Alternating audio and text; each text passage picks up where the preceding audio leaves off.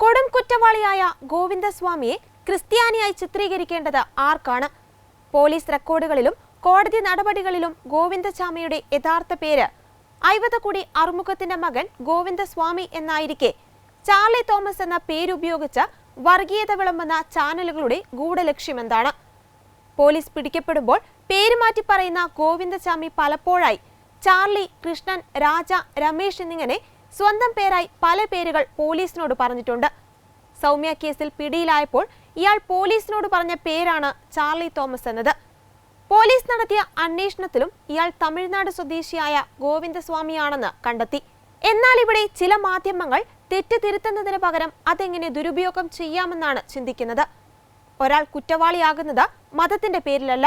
പക്ഷേ ഗോവിന്ദസ്വാമിക്ക് മറ്റൊരു പേര് ഇല്ലാതിരുന്നിട്ട് കൂടിയും മാധ്യമധർമ്മം മറന്ന് ജനം TV ചാർലി തോമസ് എന്ന് എഴുതി കാണിച്ചത് ആരെ പ്രീണിപ്പിക്കാനാണ്?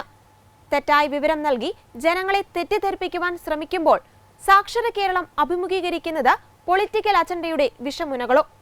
ആരുമറിയാതെ വർഗീയതയുടെ വിഷം സമൂഹത്തിൽ കുത്തിവെക്കുന്ന ഈ മാധ്യമ പ്രവർത്തനത്തെ സമൂഹം എങ്ങനെ വിശ്വാസത്തിലെടുക്കും? ക്രിസ്ത്യൻ നാമധാരിയുടെ പേര് കുറ്റവാളിയുടെ പേരാണെന്ന് വരുത്തി തീർത്തുകൊണ്ട് ക്രൈസ്തവ വിദ്വേഷം വളർത്തുകയാണോ ഇക്കൂട്ടരുടെ പദ്ധതി? കേസിനെ ചുറ്റിപ്പറ്റി ഗോവിന്ദചാമിക്ക് പിന്നിൽ സുവിശേഷ സംഘമായ ആകാശപ്പറവകൾ എന്ന പേരിലും തെറ്റായ വാർത്തകൾ പുറത്തുവന്നിരുന്നു. ഞായറാഴ്ച ഇയാൾക്ക് വേണ്ടി പ്രത്യേക പ്രാർത്ഥനകൾ നടന്നിരുന്നുവെന്ന് തേജസ് എന്ന പത്രം പുറത്തുവിട്ടിരുന്നു.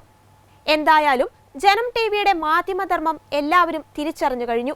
തങ്ങളുടെ അനുഭാവികൾക്കിടയിൽ ക്രൈസ്തവ വിദ്വേഷം വളർത്താനും മതപരിവർത്തനമെന്ന ദുരാരോപണം ഒരിക്കൽ കൂടി ആവർത്തിച്ചുറപ്പിക്കാനും ഈ അവസരം ജനം TV മുതലാക്കുകയാണെന്നത് വീണ്ടും തെളിയിച്ചിരിക്കുന്നു.